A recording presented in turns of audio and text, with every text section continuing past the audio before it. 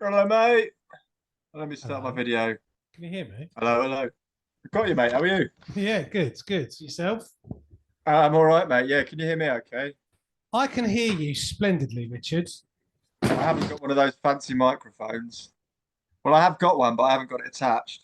No, it's all good, man. Like I feel like um yeah, so I did a podcast yesterday with my mate Colin, who was here in the room, and yeah, it's so much better on Zoom sometimes, just because like trying to get the ambient sound and stuff can be a real pain in the ass. So this is good, man. I'm pleased. I'm pleased. How's life treating you anyway? Good, mate. Yeah, really good. Good that the kids are back at school, so a bit of headspace. Yes. Um, able to refocus my eyes on the prize. Yeah. Just yeah, August was I mean, it was great. Don't get me wrong. I love having the flexibility of being self-employed and being able to sort of pick and choose as and when you work and spending time with the kids and all that kind of thing. But Yeah. productivity wise, just we hadn't put them into any clubs really, so it was just a constant juggling act between me and my wife and a bit of support from parents and yeah, productivity wise, especially on the beer, it's just been next to nothing and been doing a little bit of couple of days a week on consultancy work just to kind of keep some income coming in, which needs must really, mate. So yeah, they're back at school now. So yeah, refocusing and yeah, cracking on with trying to sort of move into phase two really, which is exciting. Yeah, yeah, yeah. I'm excited. And yeah, I've got some good news for us both, I think. But let's do the podcast. Let's record that, get like half an hour of like professional chat done, and then we can chat after if that's all right, just briefly about bits and bobs. Is that cool? Yeah, that's absolutely fine, mate. Yeah, I was listening to you on Sober Dave's podcast yesterday in the car, by the way. So well done on that, mate. It was a great, Is it good? great Was it? I podcast. haven't. I'd never listened to him back, mate, because I Do you just find not? it cringy. But he's so Yeah. professional, and I think they've got a fucking team of people, so I'm sure it sounded all right. Was it all right? Was it Yeah, spot on, mate. Yeah, absolutely brilliant. Yeah, good? He's pretty chilled out. But it took me ages yeah, to get that, but then he finally succumbed to my sort of battering his door down. And yeah, yeah, I think he might come on this as well. And I've also got David Nutt, hopefully, lined yeah, up, yeah, which will be yeah, sexy. But yeah, no, it's all good. It's all I just try and do it because it's fun, really. I enjoy talking to people like you, and I enjoy yeah. this is good getting the fighting the good fight, I suppose, isn't it, mate? Really? It is, and the same with me, mate. I've loved doing my podcast. Put it on hold for the summer. Mm, yeah, Just for all those reasons. But the intention is to go back to it and sort of revamp it, relaunch it as and when I can. For me, it's just headspace at the moment and yeah, having time and sort of other priorities really that I need to focus on for now. yeah, of Which course. take priority over other things. But you see the benefit. You get loads of the messages that you get through from people. The thanks and the praise, just saying, "Great, I love the podcast. Yeah, just Yeah, what I need." I needed to hear all this stuff. It's great to be able to hear stories of other people in similar situations because it can be a bit of a lonely journey going on the sobriety. mate, 100%. And let's get into it and let's talk about all that because that's I think really important for people who are coming into sobriety. So yeah, let's not waste all our good material now. Let's start it and let's do it.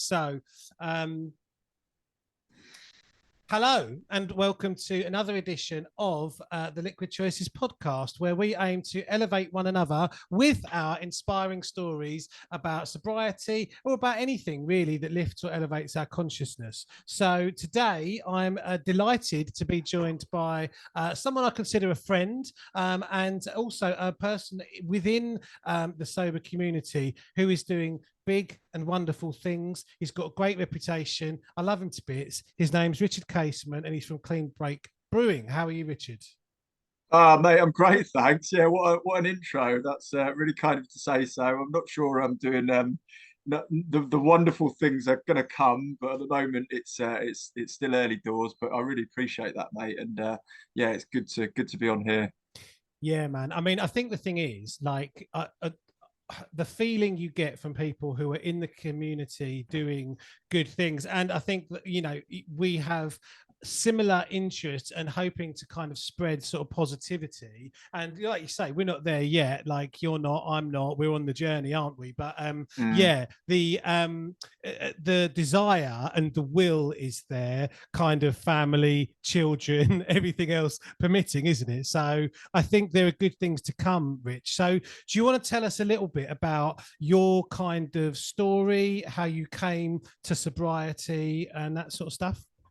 Yeah, of course, mate. Yeah, well, my story is not too dissimilar, sort of from the early days from yourself, in the sense that I spent a lot of time working in hospitality, sort of straight out of school, really. I kind of took a year out before I went to uni, worked in bars. Kind of, I think that's probably where my sort of love and appreciation for hospitality first started. That almost like you become that kind of that host, don't you, really? And then I think my personality has always sort of lent quite well to that sort of role, if you like, and career and job. And, I did that, went traveling, took a bit of time between school and uni. And I'm glad I did in hindsight, because I think the older you get, the less opportunity and the more responsibilities we have. So I'm glad I did that at the time. And then, uni days came in, drinking was always a big part of that. I think I'd, like a lot of people in our situation, I guess what we'd class as sort of almost middle lane drinkers, like 80% of the population is, Mm.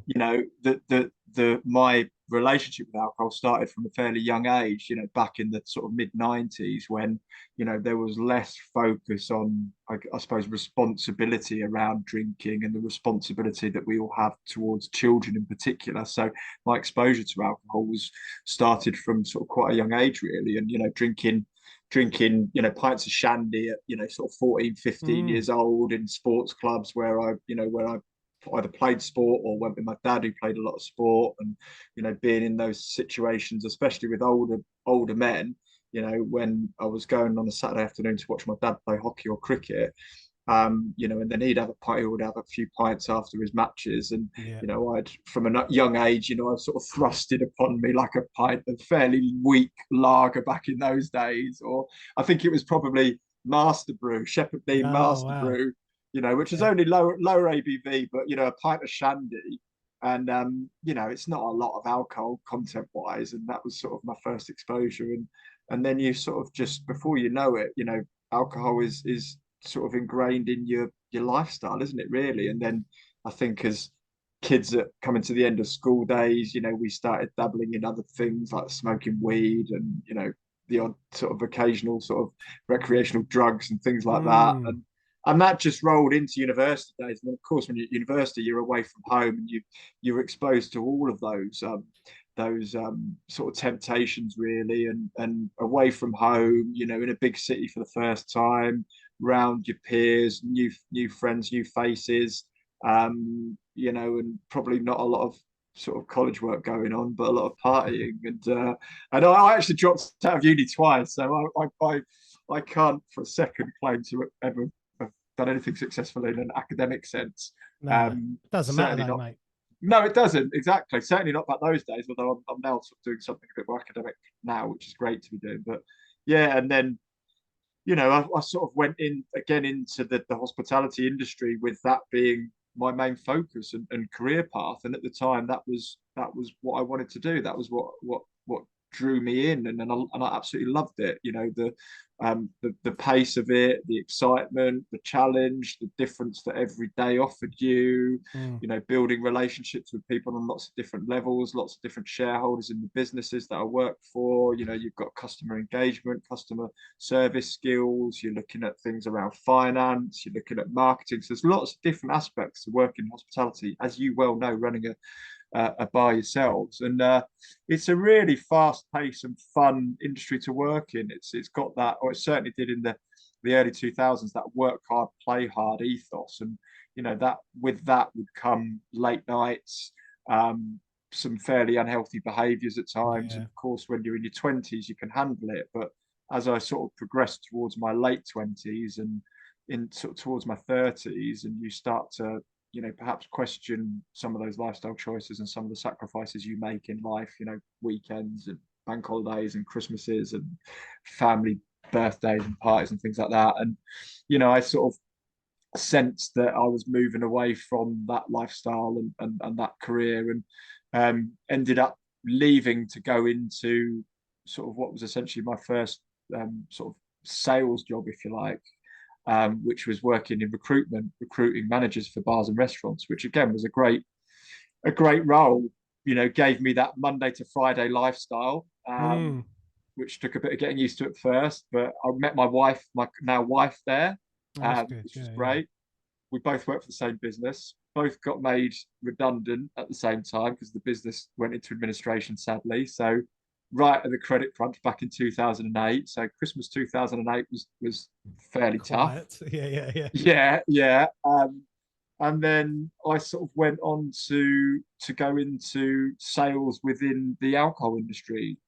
From really, it was my 30th birthday when I got the offer letter through for my first official sort of role within drink sales, if you like, and that was as a brand ambassador for a vodka company. And yeah, and that kind of just became sort of my identity really going Mm. forward.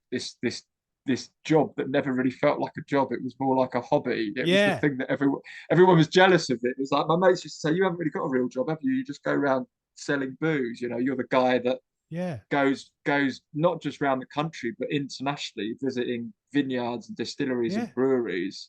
It's mad. Um, which was bonkers, and you know, and without, you know, what I'm always mindful of is people thinking that I glorify the alcohol industry, um, because you know that is not what I'm saying here. You know, the lifestyle at the time was great fun.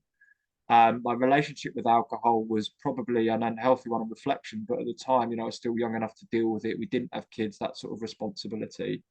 Um, and also the businesses that I work for, generally speaking, most of the brands were, you know, a lot of them were like family businesses that have been around for generations. And, you know, they Mm. weren't going out there making their products with the intent of harming anyone. They were trying to make a living, and they were Yeah, making, you know, an artisan product in many ways that had been around for generations, using quality ingredients made in, you know, sort of time honored ways and methods.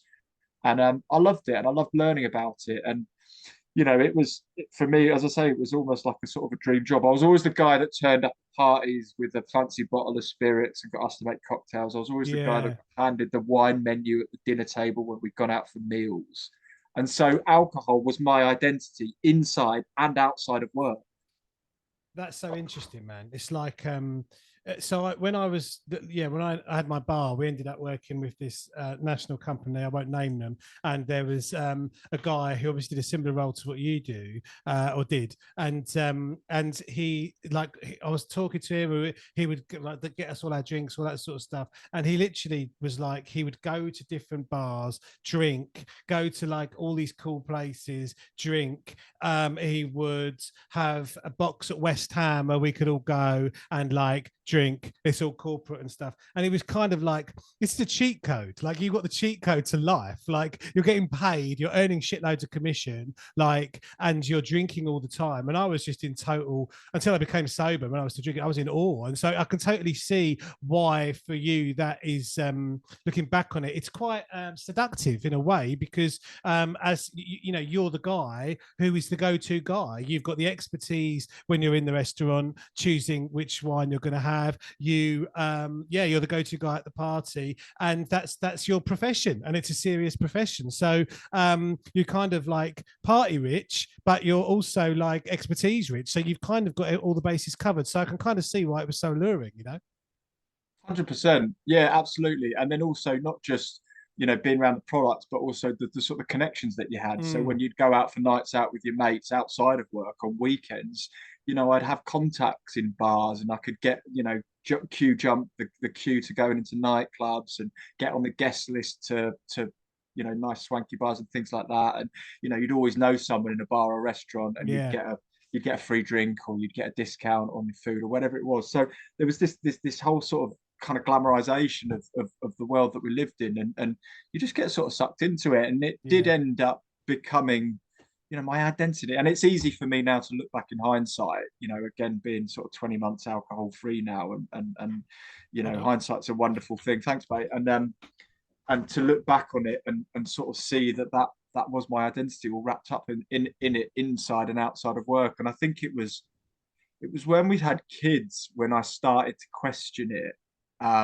Obviously, having young children, anyone who's got young children or had children and babies will know that alcohol is not conducive to a healthy lifestyle Yeah. at that point, because you're sleep deprived, yeah, you're often stressed, you've got a lot of things to think about, you've got to be aware of the fact that the babies can get ill quite a lot of the time. You've got to be prepared to get in the car, Yeah. Yeah. drive lots of Yeah. places. You just got to be so much more aware of your responsibilities, and alcohol just isn't conducive to doing that in a responsible way. And I think that was 2014 when we had Theo, and that was when, I think when I look back, that was when probably my mindset around drink started to change. And what slowly happened was I began consuming less alcohol steadily, but as I consumed less alcohol, my tolerance level for alcohol went down, and my tolerance levels for alcohol went down. So I wanted to drink less because Mm. the negative physical impacts, headaches and Mm. anxiety and suffering the next day kind of thing, got worse and worse. So that sort of spiraled into my late 30s, to the point whereby I think as I was approaching 40, I do think back now and remember times when I would just have these cripplingly bad headaches and Yeah. hangovers. And I remember waking up in the middle of the night, having probably gone to sleep purely because I was sedated from the alcohol, woke up needing to go to the toilet, but also this feeling of anxiety, like someone Oh sat yeah. on your chest Yeah. in the middle of the night, and just sort of almost gasping for breath, and then not being able to get back to sleep, being tired, being grouchy, not being present with the kids, terrible Yeah. mood swings, lack of energy, lack of focus.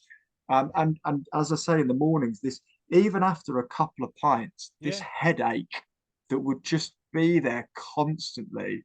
And I used to dread things like stag do's. And obviously, when you're in your mid to late 30s, everyone knows that's when a lot of people get married.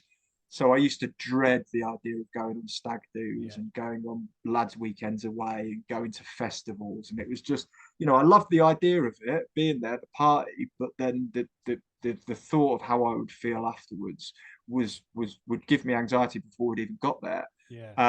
And then, I'd worked progressively my way up quite successfully in career terms through different roles within the drinks industry, different companies. Um, constantly climbing the greasy pole, thinking what's the next logical, rational, objective move for me to make, more money, better career, better car, better benefits, pension, all this kind of stuff. And to the point whereby it was February 2020, and I started a new role with what essentially was a dream job for me, like a business that had spirit brands that I'd admired since I was a bartender, like 15, 20 years beforehand.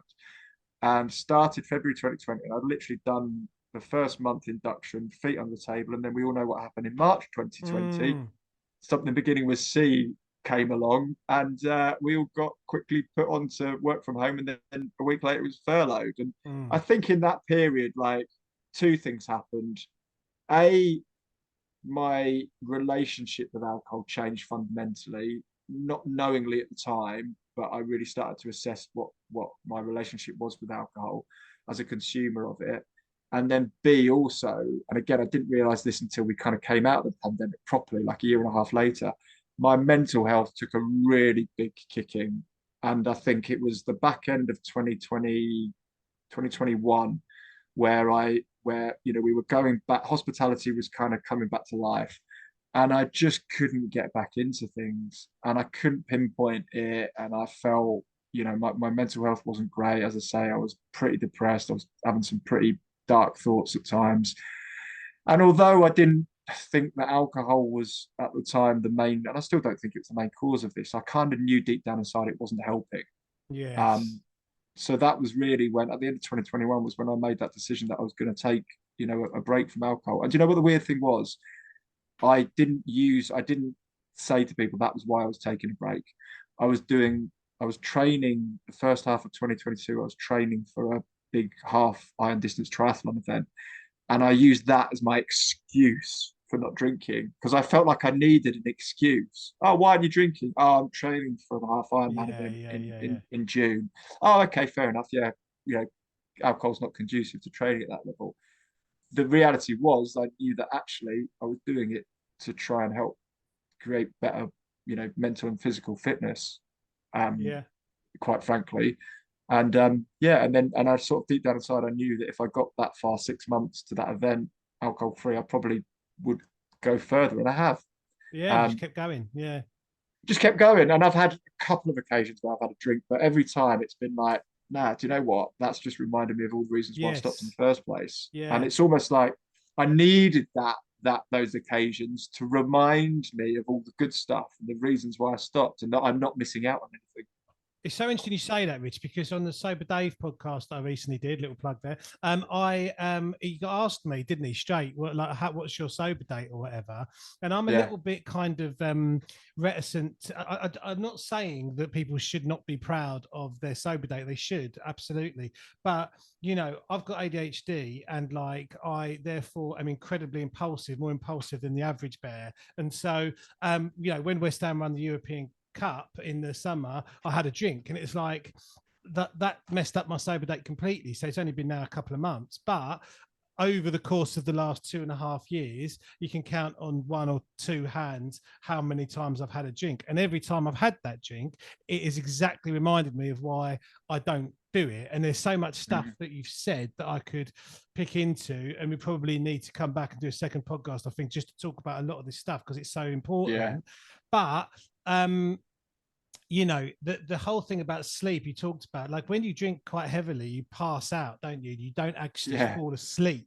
You pass out, then you're woken up from that passing out because you need the toilet or whatever. And for me, that 3 a.m. anxiety, the sweats and so on, got worse and worse and worse, heart palpitations and all that sort of stuff. And you just lose all that stuff when you go sober. And it's a case of just trying to remember that stuff happens to you when you're at an event or you're doing something. Like I'm going to a festival this evening, and I'm all right now. I'm pretty confident that I won't ever drink again. Said that before, though. So you've got to be careful about those sorts of promises. But you just got to remember that, like, the impulse of like, oh, wouldn't it be nice to have a sundowner or an Aperol spritz or something to kind of bring in the evening, yeah, and just remember that actually it's not going to be as good as in my head I think it's yeah, going to be. Do you know what I mean? And yeah. it's more the company, the vibe, and so on. And it's nice going to gigs, going to events, going to whatever, and being able to remember the things and actually connect Totally, with people. Do you know what I totally, mean? totally. And you're right. And what's fascinating now, and again, having been alcohol free for a long enough time now to have a different view and outlook on alcohol and see it in a different light. I've still got a fairly nuanced, balanced view of alcohol. I Mm, don't demonize it anyway, but I now, having done the research into the effects of alcohol, things like memory consolidation. Our yeah. brains consolidate memories from short term to long term when we're asleep. And when you drink, it messes up that 90-minute cycle of when we go into a loop of getting into deep sleep. And if we don't go into the deep sleep, the memory consolidation doesn't happen. So that's Right. why we have these blackouts, Got you. because we don't give up, we don't get into a deep enough sleep to enable our brains to consolidate the short-term memories into long-term memories, which is why when you go out drinking and prime example, you get into a taxi and you remember, you can tell the taxi driver, however blooded you are, where you live, because that's a long-term ingrained Yeah. memory. Yeah. But then when you wake up in the morning, you think, Jesus, how did I get home? Because you haven't your brain hasn't been able to consolidate the memory of getting in the taxi from a short term to a long term memory. So that's what blackouts is, and it happens on Wow. different levels of alcohol intake. It's not just when you've drunk 15 pints. It can happen for someone who's had 3 or 4 drinks, Yeah. Yeah. Definitely. because of the effect that even 3 or 4 drinks has on your sleep. So, that stuff is all, I find all that fascinating. It is fascinating, mate. I'm just anxious for time, so I wanted to fast forward to now. And Yeah. I thought this would be a nice little moment for you to tell us, Richard. For those people who don't know, what are you doing now, buddy? Yeah, so you've got that in your hands, clean break. So yeah, so I kind of go back to when I said, at the start of end of 2021, beginning of 2022, it was the break from alcohol, and I was still working in the drinks industry, and the progress I made alcohol free was phenomenal. I worked with an NLP coach that was transformational for me in terms of my limiting self beliefs and my mindset, and made a load of different fairly simple adjustments to my lifestyle. Not easy to make, but tweaks.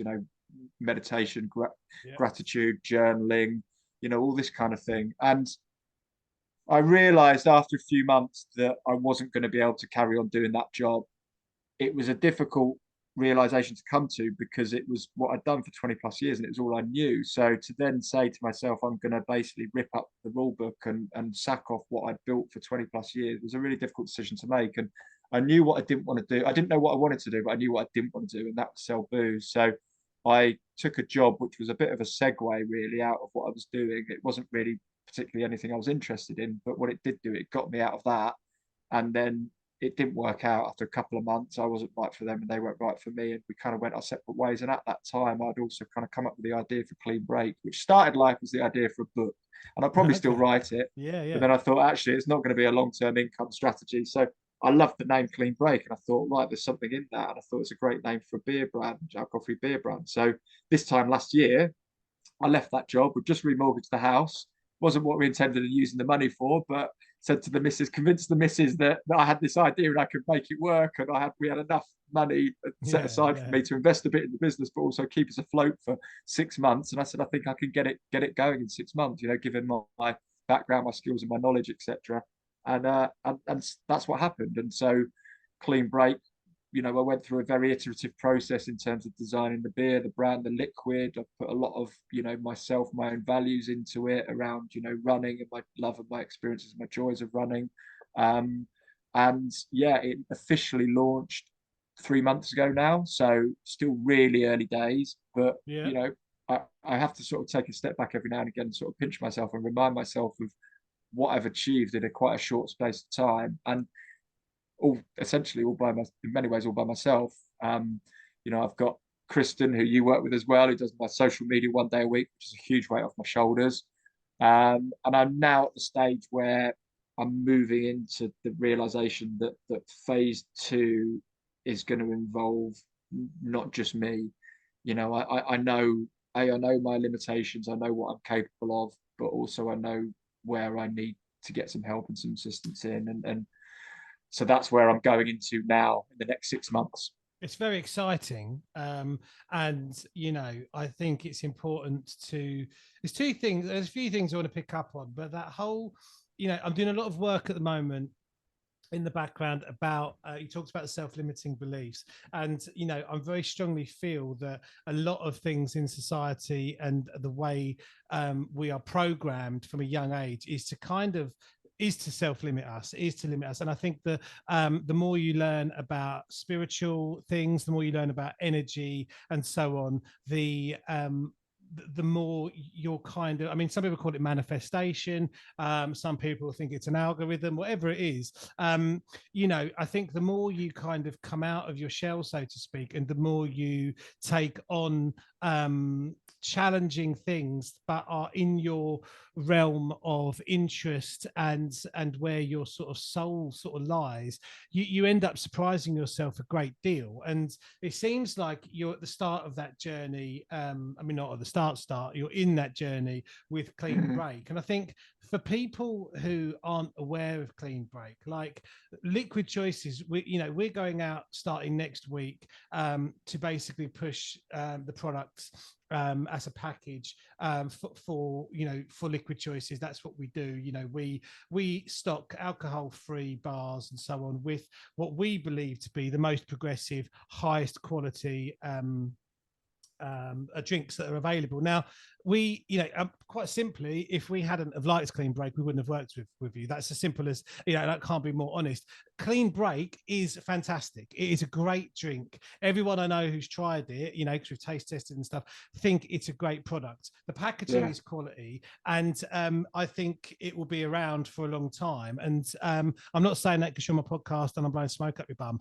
I'm saying it because that's how I feel about it. I drank a lot of IPA when I was a drinker. Yeah. And for me, I think, and for everyone who's tasted it, who I know, it's a quality product, man. So I think, sometimes, as part of that self-limiting sort of belief stuff, you need to take a moment to reflect and just say, well done to yourself, because it goes to show that you're powerful beyond measure, mate, and like it's a great thing. And even if it stops at this point, you've done something that is impressive. It's bringing people to sober curious people another option, and so on. So it's a really great thing, Rich, and I'm hoping that in the next few months and year and so on, we're going to get it out there to people a lot more. That's the plan, I guess.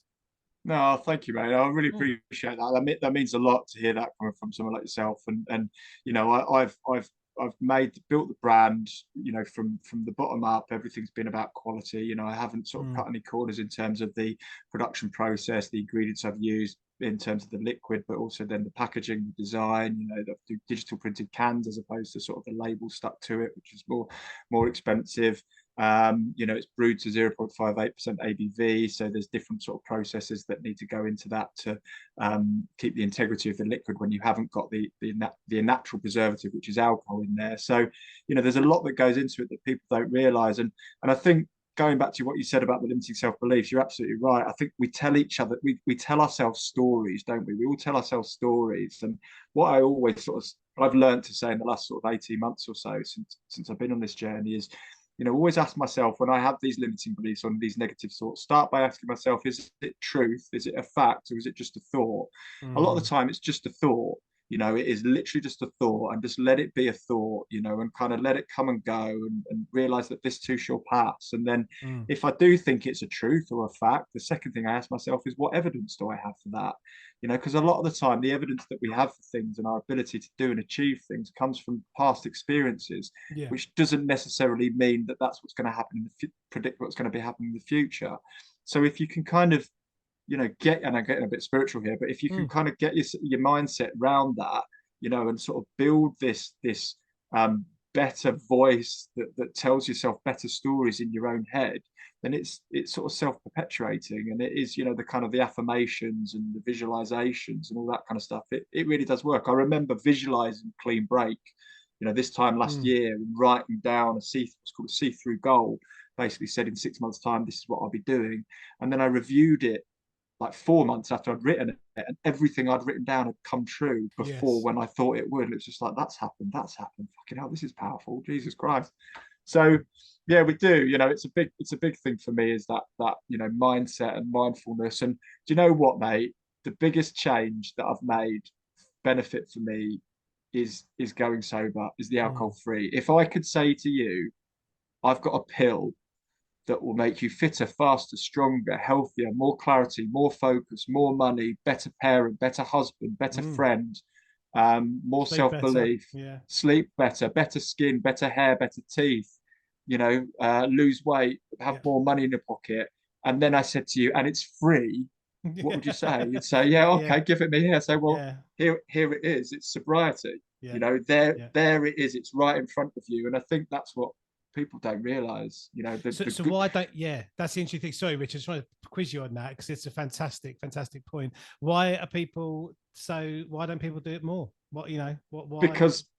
Because the role that alcohol plays in society, and the position and the role that we've put it within our society over the recent, I don't know, sort of decades, is we put it on a pedestal, and big manufacturing of alcohol brands has taken over with multi-million-pound marketing budgets, to the point whereby you just can't get away from it. It's everywhere.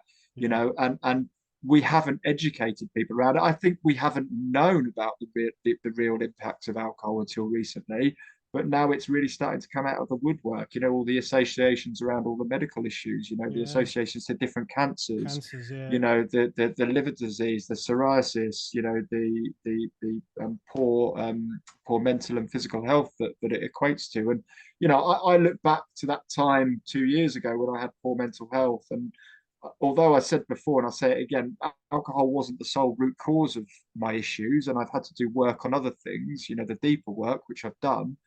I know for a fact that it wasn't helping. Mm. And lo and behold, funnily enough, all of those other negative habits that I used to have, that I only used to do when I was drinking, i.e., smoking, taking drugs, doing stupid things, those have all stopped as well, funnily Yeah, enough, yeah, believe it or you not. know. Yeah, yeah, And yeah. the common denominator in all that is alcohol. So by Yeah. removing alcohol, I've removed all the other crap that was causing me pain Sadness. Well, and yeah, destruction in my yeah. life. It's so interesting, mate. I mean, I've recently gone vegan. I was speaking to someone today about this, and it was like, if I was still drinking, I would never ever be able to be vegan. And like, the problem is, I think there's this whole sort of stigma around, oh, you don't drink, you don't eat meat, it's boring. And it's like, it might seem boring if you're on the other side of the bar or whatever.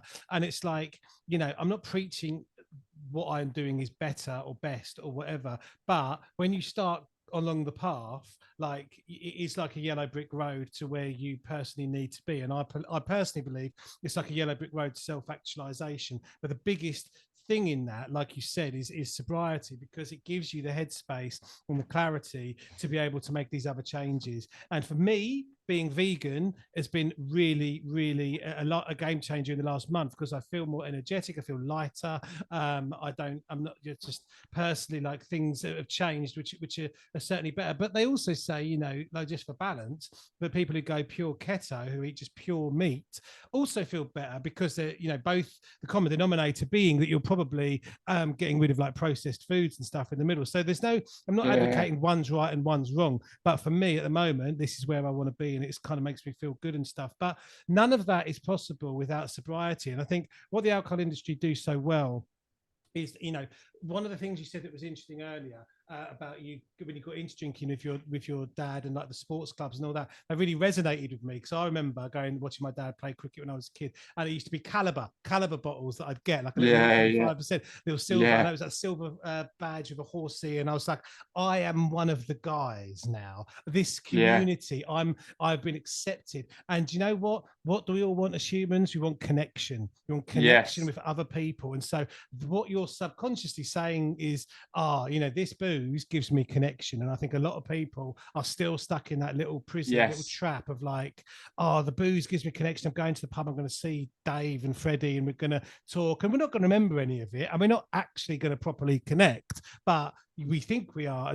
So it's that sort of part of it that I just found very, very interesting in what you said. And I think it's positive that we've kind of broken that down a little bit, and hopefully what we're saying to people can kind of support the sober curious, I guess. totally. And do you know what? The connections that I've made since I've gone alcohol free are so much more real and visceral and deep, you know, by making those connections without alcohol, then I think the connections that I'd made for the past 20 years when alcohol Yeah. was often involved. And you see life in HD when you're Yes. alcohol free. You know, you kind of have this sort of haze, this cloud that's lifted away from you, and life is in HD. Yeah. You know, everything from the birds tweeting in the morning when you first wake up, to the smell of a flower when you walk past it, to the views that you see from the top of a mountain in the Lake District. Everything just becomes so much more toned in. But also, and what a lot of people don't realize at first, and it's something which you kind of you sort of learn to accept and deal with, is emotions Mm. also come out in HD. And that's, I think, one of the bits that sometimes people struggle with, because Sober Dave talked about it with Daniel O'Reilly on Dapper's Yeah, yeah, yeah, podcast, yeah, that yeah. you kind of go through the phases within your sobriety journey, and having the sort of initial separation in terms of any sort of physical reliance or dependency from alcohol. You then get 6 months or so in, and you get that emotional separation, and I think that happens a lot slower and over a lot longer period. Yeah, absolutely, man. We're going to have to stop soon, because basically I'm tight and I keep refusing to upgrade to pro, which I'm going to have to do. I think, I mean, I'm like sort of fighting against it, but I will do it very much at some stage. But it's good. I think, half an hour, 40 minutes is a good time. Yeah, And I think that we could definitely talk again. And I think I'm doing a half marathon on October the 8th. So maybe we could book in a podcast after that. We could talk a little bit more about running and stuff. Because if I get through that, mate, I mean, I know it's small fry for you, buddy, but for me, being 17 stone, I'll be really, really chuffed to bits. So I've got 10 miles to do tomorrow, and then we'll go from there. But thank you for coming on. Please, cheers, everyone, try some clean break. If you want it at a nice, you want to get it from Liquid Choices, drop me a message and we can get some out to you. But we're not just saying it, it's a really good drink. But thank you, Rich, for coming on, man. And we should talk cheers, again. Bud. Nice one, mate. Awesome.